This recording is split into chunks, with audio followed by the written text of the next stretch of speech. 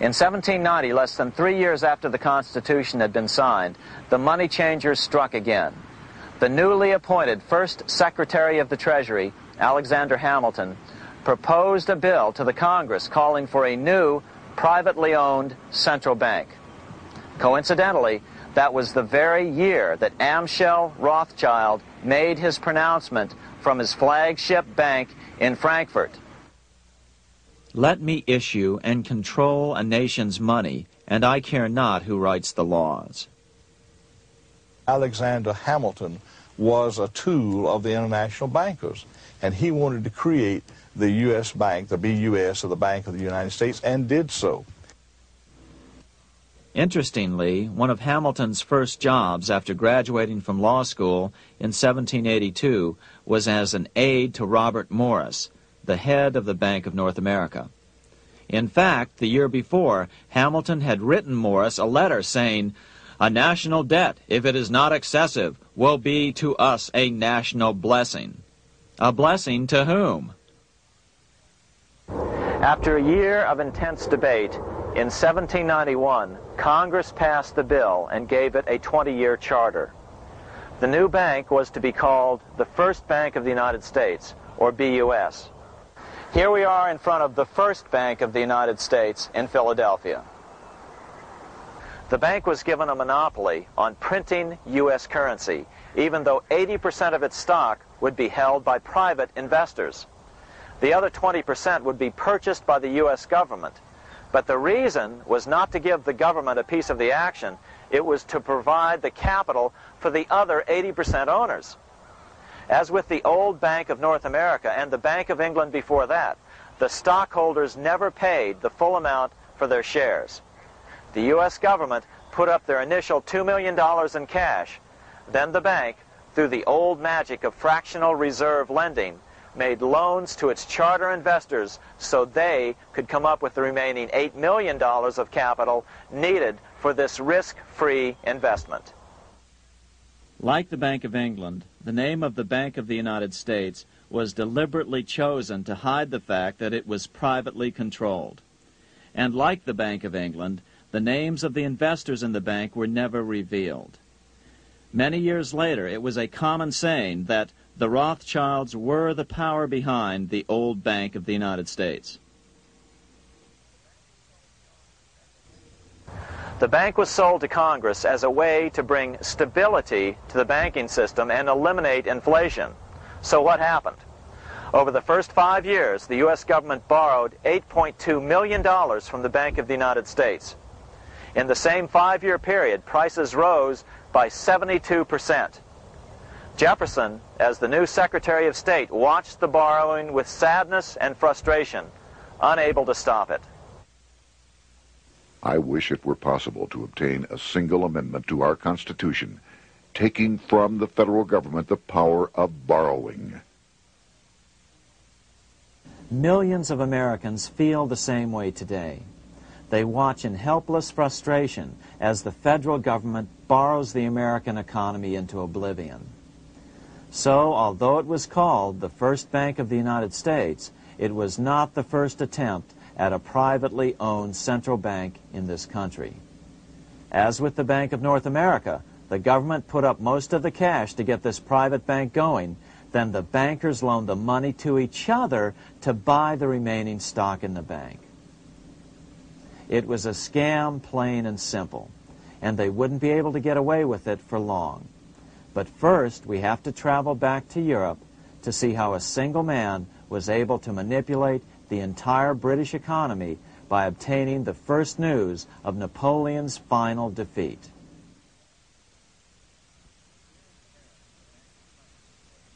Here in Paris, the Bank of France was organized in 1800, just like the Bank of England. But Napoleon decided France had to break free of debt, and he never trusted the Bank of France. He declared that when a government is dependent upon bankers for money, the bankers, not the leaders of the government, are in control. The hand that gives is above the hand that takes. Money has no motherland. Financiers are without patriotism and without decency. Their sole object is gain. Back in America, unexpected help was about to arrive. In 1800, Thomas Jefferson narrowly defeated John Adams to become the third president of the United States. By 1803, Jefferson and Napoleon had struck a deal. The U.S. would give Napoleon $3 million in gold in exchange for a huge chunk of territory west of the Mississippi River, the Louisiana Purchase. With that $3 million, Napoleon quickly forged an army and set off across Europe, conquering everything in his path. But the Bank of England quickly rose to oppose him. They financed every nation in his path, reaping the enormous profits of war. Prussia, Austria, and finally Russia all went heavily into debt in a futile attempt to stop Napoleon. 4 years later, with the main French army in Russia, 30-year-old Nathan Rothschild, the head of the London office of the Rothschild family, personally took charge of a bold plan to smuggle a much-needed shipment of gold right through France to finance an attack by the Duke of Wellington from Spain. Nathan later bragged at a dinner party in London that it was the best business he'd ever done. Little did he know that he would do much better business in the near future. Wellington's attacks from the south and other defeats eventually forced Napoleon to abdicate, and Louis XVIII was crowned king. Napoleon was exiled to Elba, a tiny island off the coast of Italy, supposedly exiled from France forever. While Napoleon was in exile on Elba, temporarily defeated by England with the financial help of the Rothschilds, America was trying to break free of its central bank as well.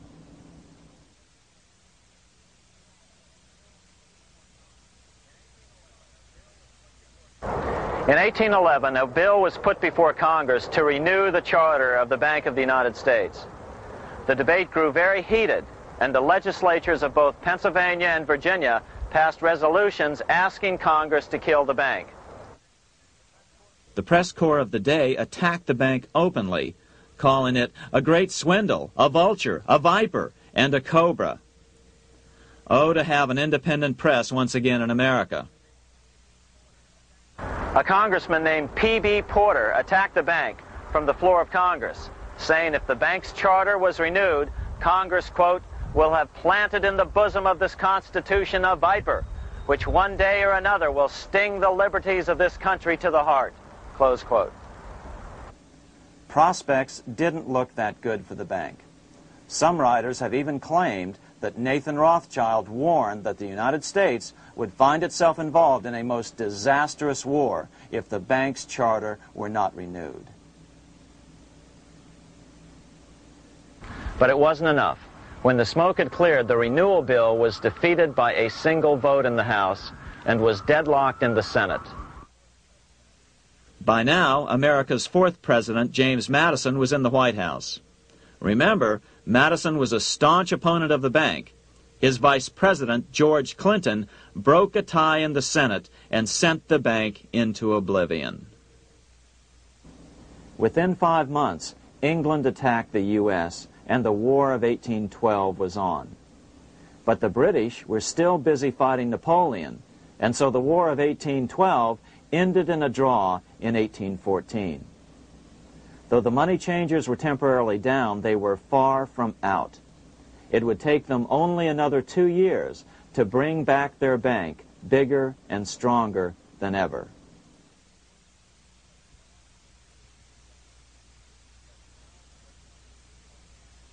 But now let's return to Napoleon, because nothing else in history more aptly demonstrates the ingenuity of the Rothschild family than their control of the British stock market after Waterloo. In 1815, a year after the end of the War of 1812 in America, Napoleon escaped his exile and returned to Paris. French troops were sent out to capture him, but such was his charisma that the soldiers rallied around their old leader and hailed him as their emperor once again. In March of 1815, Napoleon equipped an army which Britain's Duke of Wellington defeated less than 90 days later at Waterloo. Some writers claim Napoleon borrowed £5 million from the Bank of England to rearm, but it appears these funds actually came from the Ouvard banking house in Paris. Nevertheless, from about this point on, it was not unusual for privately controlled central banks to finance both sides in a war. Why would a central bank finance opposing sides in a war? Because war is the biggest debt generator of them all. A nation will borrow any amount for victory. The ultimate loser is loaned just enough to hold out the vain hope of victory, and the ultimate winner is given enough to win. Besides, such loans are usually conditioned upon the guarantee that the victor will honor the debts of the vanquished.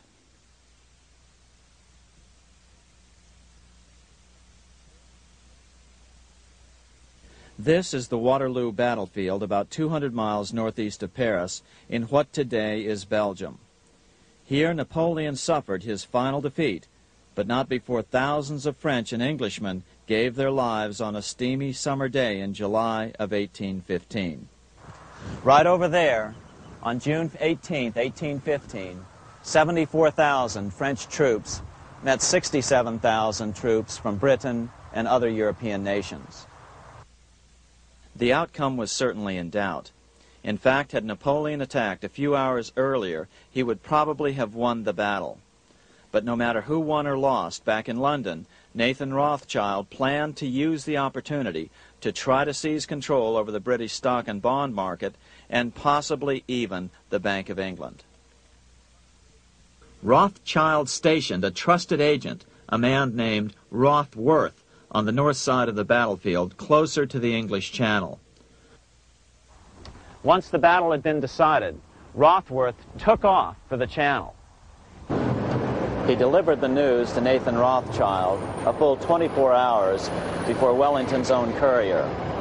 Rothschild hurried to the stock market and took up his usual position in front of an ancient pillar. All eyes were on him. The Rothschilds had a legendary communications network. If Wellington had been defeated and Napoleon was loose on the continent again, Britain's financial situation would become grave indeed. Rothschild looked saddened. He stood there motionless, eyes downcast. Then suddenly he began selling. Other nervous investors saw that Rothschild was selling. It could only mean one thing. Napoleon must have won, Wellington must have lost. The market plummeted. Soon everyone was selling their consols, their British government bonds, and prices dropped sharply. But then Rothschild started secretly buying up the consols through his agents for only a fraction of their worth hours before. Myths, legends, you say? 100 years later, the New York Times ran a story which said that Nathan's grandson had attempted to secure a court order to suppress a book with this stock market story in it. The Rothschild family claimed the story was untrue and libelous, but the court denied the Rothschilds' request and ordered the family to pay all court costs. What's even more interesting about this story is that some authors claim that the day after the Battle of Waterloo, in a matter of hours, Nathan Rothschild came to dominate not only the bond market, but the Bank of England as well.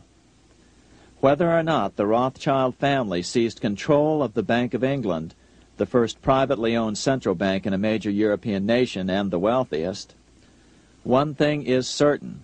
By the mid-1800s, the Rothschilds were the richest family in the world, bar none. They dominated the new government bond markets and branched into other banks and industrial concerns. In fact, the rest of the 19th century was known as the Age of the Rothschilds. Despite this overwhelming wealth, the family has generally cultivated an aura of invisibility. Although the family controls scores of industrial, commercial, mining, and tourist corporations, only a handful bear the Rothschild name. By the end of the 19th century, one expert estimated that the Rothschild family controlled half the wealth of the world. Whatever the extent of their vast wealth, it is reasonable to assume that their percentage of the world's wealth has increased since then. But since the turn of the century, the Rothschilds have cultivated the notion that their power has somehow waned even as their wealth increases.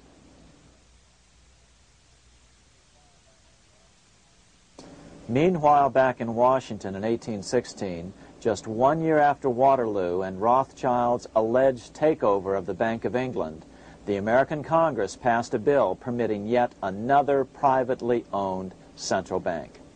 This bank was called the Second Bank of the United States. The new bank's charter was a copy of the previous bank's. The U.S. government would own 20% of the shares of the bank. Of course, the federal share was paid by the Treasury up front into the bank's coffers. Then, through the magic of fractional reserve lending, it was transformed into loans to private investors who then bought the remaining 80% of the shares. Just as before, the primary stockholders remained a secret. But it is known that the largest block of shares, about 1/3 of the total, were sold to foreigners. As one observer put it, it is certainly no exaggeration to say that the Second Bank of the United States was rooted as deeply in Britain as it was in America. So, by 1816, some authors claim the Rothschilds had taken control over the Bank of England and backed a new, privately owned central bank in America as well.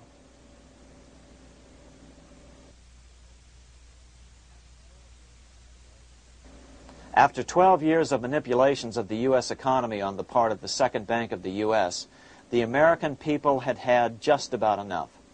Opponents of the bank nominated a dignified senator from Tennessee, Andrew Jackson, the hero of the Battle of New Orleans, to run for president.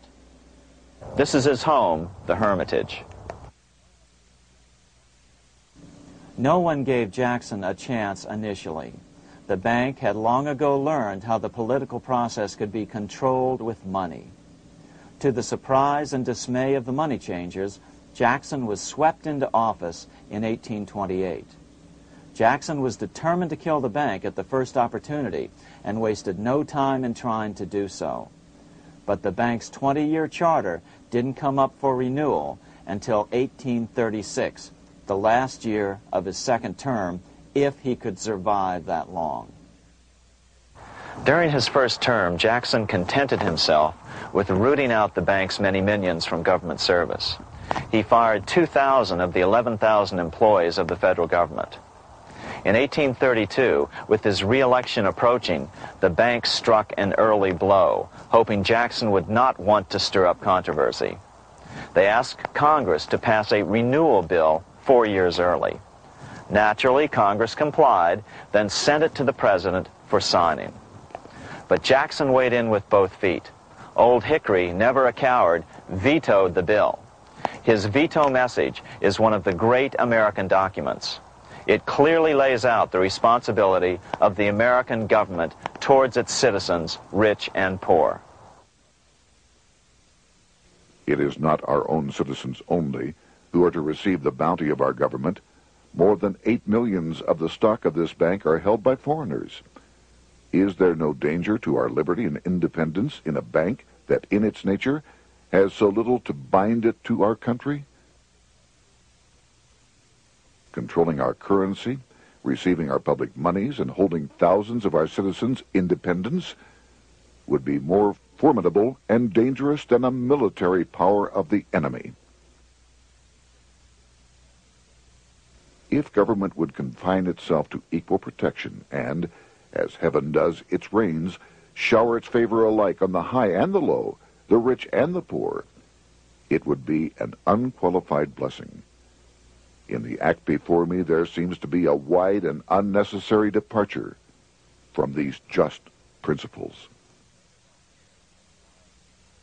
Later that year, in July 1832, Congress was unable to override Jackson's veto. Now Jackson had to stand for re-election. Jackson took his argument directly to the people. For the first time in U.S. history, Jackson took his presidential campaign on the road. Before then, presidential candidates stayed at home and looked presidential. His campaign slogan was Jackson and no bank. The National Republican Party ran Senator Henry Clay against Jackson. Despite the fact that the bankers poured over $3 million into Clay's campaign, Jackson was reelected by a landslide in November of 1832. Despite his presidential victory, Jackson knew the battle was only beginning. The hydra of corruption is only scotched, not dead, said the newly elected president. Jackson ordered his new Secretary of Treasury, Lewis McLean, to start removing the government's deposits from the second bank and start placing them in state banks. But McLean refused to do so. Jackson fired him and appointed William J. Duane as the new Secretary of the Treasury. Duane also refused to comply with the president's requests, and so Jackson fired him as well and then appointed Roger B. Taney to the office. Taney did withdraw government funds from the bank starting on October 1st, 1833. Jackson was jubilant. "I have it chained. I'm ready with screws to draw every tooth and then the stumps." But the bank was not yet done fighting. Its head, Nicholas Biddle, used his influence to get the Senate to reject Taney's nomination. Then, in a rare show of arrogance, Biddle threatened to cause a depression if the bank was not rechartered.